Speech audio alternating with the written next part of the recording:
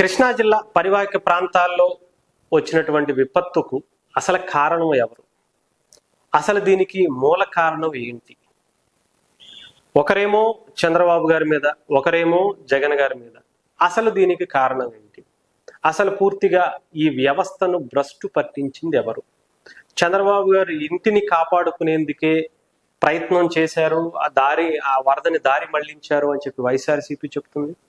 అసలు వాళ్ళేమి చేయలేకపోయారు, గత 5 ఏళ్లుగా కంప్లీట్ గా నిర్వీర్యం చేశారు, విజయవాడలో అనేక పరిస్థితులకు కారణమే వాళ్ళు అని చెప్పి టీడీపీ. అసలు దీంట్లో నిజం ఎంత ఉంది? ఇప్పుడు ఇబ్బందులు పడేది వీళ్ళిద్దరూ కాదు, ప్రజలు. అసలు ప్రజలకి ఈ మూల కారణానికి కారణం ఎవరు అనేది కూడా ఒకసారి తెలుసుకునే ప్రయత్నం చేద్దాం. రైట్. ఇకపోతే మనకి కృష్ణా బ్యారేజ్ అనేది ఇదిగో ఇక్కడ ఉంది. ఇక్కడ కృష్ణా బ్యారేజ్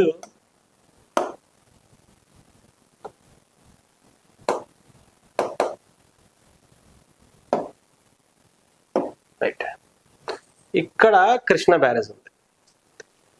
ఇక్కడ కృష్ణా బ్యారేజ్ ఉంటే చంద్రబాబు గారి ఇల్లు ఈ ప్రాంతంలో ఉంది. బుడమేరు కాలువ అనేది ఇక్కడ ఇబ్రహీంపట్నం దగ్గర ఈ ప్రాంతం నుంచి ఇలా వెళ్తా ఉంటుంది అనమాట. ఇక్కడ ఈ ఇంటిని కాపాడుకోవటం కోసం ఆయన ఇంత తిరిగి ఇవన్నీ కూడా నాశనం చేయడానికి ఆయన పూనుకున్నారంటారా? అది ఎవరి ఆలోచన వాళ్ళది. ఇకపోతే అంటే ఆయన ఇంటిలో మహా అయితే 10 మంది ఉంటారు, లేదంటే 1 కోటి రూపాయలు విలువ గల సామాన్లు ఉంటాయి. బాగా ఎక్కువగా వేసుకుంటే 1 కోటి రూపాయలు, అంత మించి అయితే అంత అద్భుతమైనటువంటి ఇదైతే లేదు. ఆయన హైదరాబాద్ లో అంతకన్నా అద్భుతమైనటువంటి ఇల్లు ఉంది. ఎక్కువగా ఫ్యామిలీ మెంబర్స్ కూడా ఎక్కువగా అక్కడి నుంచే ఉంటారు. చంద్రబాబు గారు మాత్రం ఇక్కడ ఉండి వెళ్తా ఉంటారు కాబట్టి 1 నలుగురు, లోకేష్ గారు 4 వాళ్ళు ఉంటారు అనుకోవచ్చు. 10 మంది అయితే 1 కోటి రూపాయలు చెప్పాను కదా, 1 కోటి రూపాయలు వేసుకోండి. ఆ 1 కోటి రూపాయల కోసం ప్రజల్ని ఇంత దారుణంగా ఈ ఏరియాలన్నీ కూడా మునిగిపోవటానికి ఆయన అంత దుర్మార్గమైనటువంటి వ్యక్తి అంటారు. ఆయన ఆలోచన అంటే ఆయన ఇంటి నుంచి బయటకు వచ్చేయచ్చు, ఉండేది 10 మంది, టక్మని బయటకు వచ్చేయచ్చు, హ్యాపీగా 2వ ఫ్లోర్లోనో 3వ ఫ్లోర్లోనే వెళ్ళి కూర్చోవచ్చు, లేదా బయటకు వచ్చేసి ఆయనకి హ్యాపీగా ఇటువంటి ఇంకా చాలా సేఫ్ ప్లేసెస్ ఉన్నాయి, అక్కడికి వెళ్ళిపోవచ్చు. అంతేగాని ఇంత చేయగలగటానికి ఆయనే కారణం అని ఎలా చెప్పగలుగుతారు? ఆయన ఒక్క ఇంటిని కాపాడుకోవడం కోసం కొన్ని వందల వేల ఇళ్ళని నీట మునిగేలా చేసేటువంటి వ్యక్తి అంటారా? ఏమో. ఇకపోతే అసలు బుడమేరు అనేది ఎక్కడుంది, ఇది ఎక్కడుంది అనేది మీరే ఒకసారి ఆలోచించుకోండి. ఇకపోతే ఇసుక, ఇక్కడ నుంచి ఇసుక మొన్నటి వరకు జరిగినటువంటి ఇసుక దందాల్లో ముఖ్యంగా అక్కడ ఉన్నటువంటి ఈ ఏరియాలో, ఈ పరివాహిక ప్రాంతాల్లో కావచ్చు, ఇక్కడ కావచ్చు, ఇసుక అంటే భవానీపురం ఐలాండ్ కావచ్చు, ఈ ఏరియాలో ఇసుక తవ్వకాలు బాగా జరిగాయి. ముఖ్యంగా అక్కడ ఉన్నటువంటి అనేక బోట్లు ఇసుక తవ్వకాల ద్వారా ఆ బోట్లని అక్కడ నింపుకుని అదంతా కూడా అక్కడ బిజినెస్ చేసుకునేవాళ్ళు. గొల్లపూడి కావచ్చు, ఈ ఏరియాలో రేవుల దగ్గర పెట్టి వాళ్ళు అమ్ముకుంటా ఉండేవాళ్ళు. అక్రమంగానా నిజంగానా ఇంకొకట అనేది పక్కన పెట్టండి. ఇకపోతే అవన్నీ కూడా అలా ఉండిపోవడం వల్ల అవి కొట్టుకొచ్చి కృష్ణా బ్యారేజ్ దగ్గరికి వచ్చి ఇక్కడ ఉండేటువంటి 3 గేట్లని తోసేసి వెళ్ళిపోయాడు. అసలు ఆ ఇసుక అక్రమంగా గతంలో పర్మిషన్లు ఇవ్వకుండా ఉండుంటే బాగుండేది కదా. ఇప్పుడు ఆ కృష్ణా నదికి సంబంధించినటువంటి ఆ బ్యారేజీలు ధ్వంసం అయ్యేవి కాదు కదా. ఇకపోతే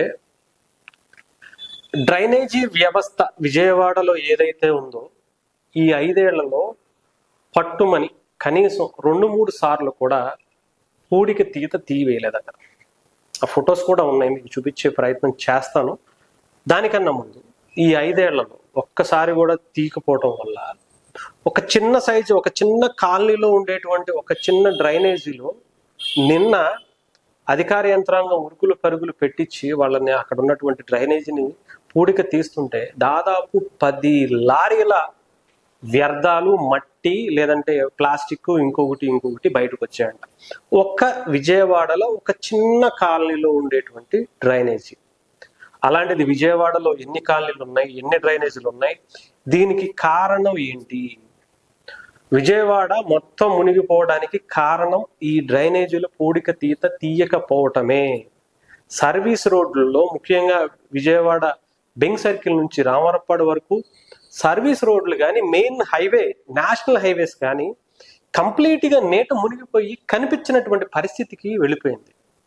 ఈ డ్రైనేజీ తీసుంటే ఆ వాటర్ అంతా కూడా మళ్ళీ ఆ కృష్ణానదిలోనో ఇంకొక దాంట్లోనో మళ్ళీ కలిసిపోయేవి. కానీ అవి కార్యక్రమాలు గత 5 ఏళ్లుగా చేయలేదు. సో ఈ విపత్తుకి కారణం ఎవరు అనేది మీరు ఆలోచించండి. ఇకపోతే చంద్రబాబు గారా లేదంటే జగన్మోహన్ రెడ్డి గారా, ఈ రిటర్నింగ్ వాళ్ళు కట్టింది ఎవరు? 2019లోనే మార్చిలోనే దానికి సంబంధించి ఎవరో ఒక యూట్యూబర్ ఒక ఆయన వీడియో కూడా తీశారు. అప్పట్లో దానికి సంబంధించి కూడా బయటకు వస్తున్నాయి. ఇప్పుడు అది కూడా చూపించే ప్రయత్నం చేస్తా.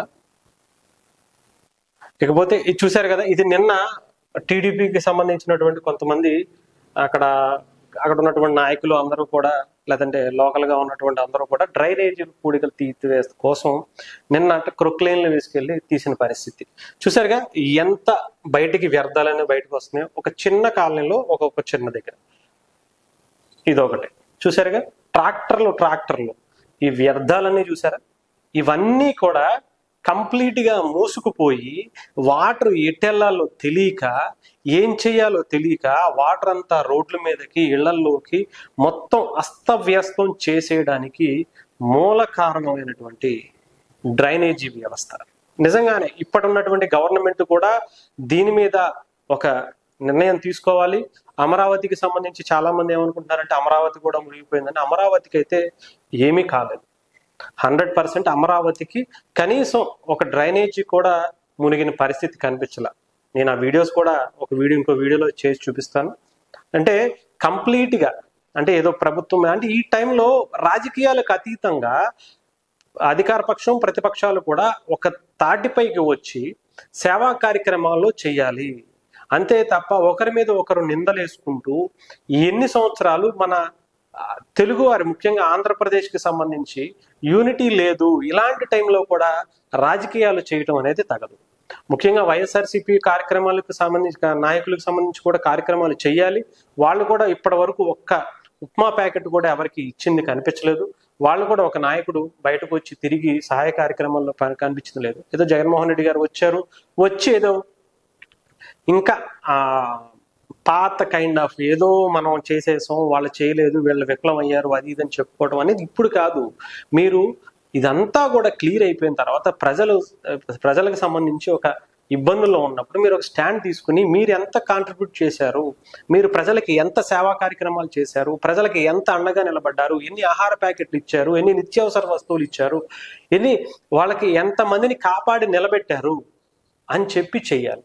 ఆ తర్వాత మీరు ప్రభుత్వాన్ని, ఇదంతా క్లియర్ అయిపోయిన తర్వాత ప్రభుత్వాన్ని ప్రశ్నించండి, ప్రభుత్వం మీద తిరగబడండి, ప్రభుత్వం మీద ధర్నాలు చేసి మీరు ఏం చేశారు అని చెప్పి చేయాల్సిన కార్యక్రమాలు. కానీ ఈ టైంలో ఇలాంటి రాజకీయాలు కరెక్ట్ అంటే కరెక్ట్ కాదు. ఇప్పుడు మనం నిలబడాలి. తమిళనాడులో కానీ, పక్కన ఉన్నటువంటి తెలంగాణలో కానీ, ఇంకొక రాష్ట్రాల్లో కానీ ఏదన్నా విపత్తు వచ్చిందంటే ఒక్కటే స్టాండ్ అయి నుంచుంటారు. ఏమొద్దు, మేమున్నాం, ప్రజలకి ఏ విధమైనటువంటి ఇబ్బంది వచ్చినా సరే పూర్తి బాధ్యత మాది, మేమందరం ఈసారి కలిసి కట్టుగా మీకు ఎటువంటి కార్యక్రమాలు ఉన్నా, ఎటువంటి ఇబ్బందులు ఉన్నా మాకు తెలియచేయండి.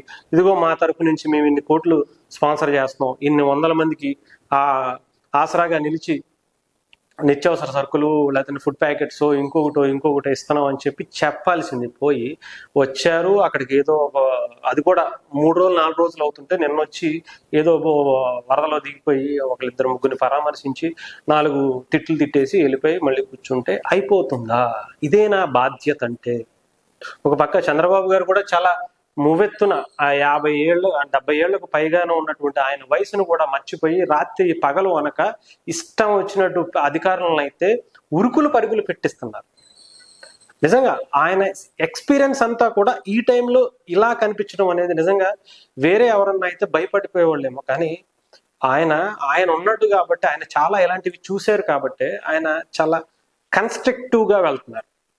ఈ విమర్శల్ని పక్కన పెట్టేసి ఒక పక్క లోకేష్ గారు మానిటరింగ్ చేసుకుంటూ అసలు ఎక్కడెక్కడ ఏం జరుగుతుందని చెప్పి తెలుసుకుంటూ అక్కడ ఏం చేయాలి అని చెప్పి అధికారులను ఆదేశిస్తూ, ఇంకొక పక్క స్వయంగా చంద్రబాబు గారే పరుగులు పెట్టేస్తున్నటువంటి పరిస్థితి కనిపిస్తుంది.